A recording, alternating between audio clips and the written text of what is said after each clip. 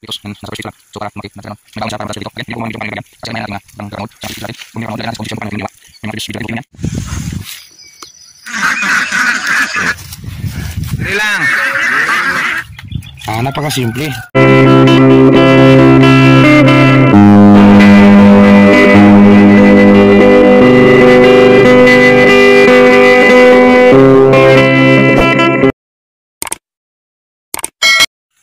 Sakto morning mga kasakto. So kasakto, pansin nyo yung linis na ng area ng tinaniman natin ng cauliflower. Again, crop rotation.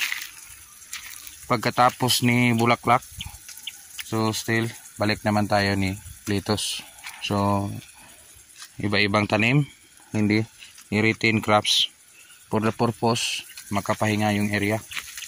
So maganda sana nito kung nag-beans tayo o sitaw, kaso doon sa baba natin na ilagay. So yung first ipakita natin yung ating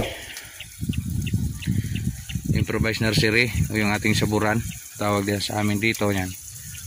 So may sprinkler na nakaikot doon, may tiyan yan. So hindi tayo makalapit, mabasa yung ating camera yan. So mag 2 linggo yung nauna, yung next dyan is nagti 10 days old yung maliliit, kaso lang hindi maganda yung labas nung first, nagpalo up tayo and then gumanda na yung next. Sana mataniman ito lahat ng ating piniprepare na area. So again, pinapakita natin yung ating area, tinaniman ito ng cauliflower. Previous video, complete update ni cauliflower, nandiyan na. So ngayon, tapos araro, ito rin itsura, piniprepare. Again, pansin yung maraming damo dito kasi maabot siya ng tubig ng ating improvised shower. Yan.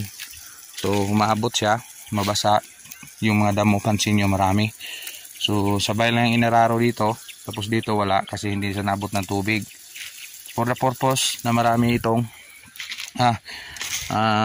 maaga natin piniprepare yung area, it's because gusto natin makahinga-hinga din yung area, maka-relax yung soil preparation. So the next following days, magbigay tayo ng abono ng ating lettuce na nasa first stage pa lang.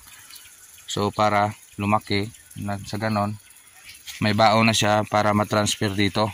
Again, hindi na ako gumawa ng video kung paano ilaglag yan, kasi alam na yan ng ating mga ibang tagapanood sa mga previous video natin. Kung hindi nakapanood, ilagay na natin sa comment section kung paano natin yan ginawa. May mga previous video natin, routine lang yan, kada area. First araro, mag-prepare na yan ganyan para hindi tayo mabitin. Pag transfer sa area, meron ng ganyan, buhay na. So mabuti na matransfer dito as much as possible maaga, kasi yung ibang area ngayon wala pang tubig. So tayo may tubig pero konti lang. Pero sige, schedule ni sitaw at ni beans doon sa baba natin, yung ating talungan dati pinagtaniman ng sitaw at beans na ngayon. Gusto natin mapahinga noon kasi yung mga dumaan ng tanim, yung lettuce natin, doon tayo nakakuha ng kapital. Tapos doon una si lettuce pitsay, tapos ni Chinese pitsay si kamatis, yung Diamante Max, puro lugi yon. Next lugi naman, pagka next si talong, nasalba yung ating dalawang tanim ni talong, yung kalabasa at saka cauliflower. Yung cauliflower naman saktuhan lang pangbayad sa gastos, wala nang natira, wala na rin panggastos sa next. Pera lang, nakabili tayo ng buto at nakabili tayo ng kunting pataba. Yung stock natin sa gilid, mga chicken manure, prepare para next tanim dito. May tubig tayo, hindi ganun ka lakas, yan, kunti lang, hindi ganun ka 1 inch lang yung pirsa ng hose. So dinivide natin into dalawa, so linagyan ng ganyan yung pirsa. So yung ating taniman guys, again, kulang-kulang pa ito, pulverize next week. Again, ma-pulverize tapos maging flat, maging butas. May video na tayo dyan kung paano ito itatransplant. complete video yan kung paano ito natanim ni litos. Pero i-guide ko din kayo guys, kung i-update din kayo kung anong nangyari dyan, anong gagawin natin dyan pag transfer. Mas mabuti na yung complete sa update. Again, sa previous tanim ito, yung ating cauliflower, complete sa update yon. May nakita na kayo sa mga video nito, lininis na ito natin. It's because ma-prepare yung area at mataniman ulit. Butas, flat, yung kulang dito, pulverize, tapos araro naman ulit para yung mga damo mabalik na mas taas para matuyo. Gaya yan, patay na yan. So yung ating sibuyas down sa gilid, hindi pa ng oras guys. I-insert natin yan dito sa ating litos kung lalaki na. Hindi na yan natin pagpansinin kung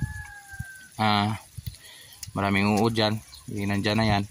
So in the next following days, matransfer natin, matanim dito sa ating intercropping na naman sa ating litos, dito sa ating litos iceberg, o tawag sa iba is litos ball, yung bilog na litos.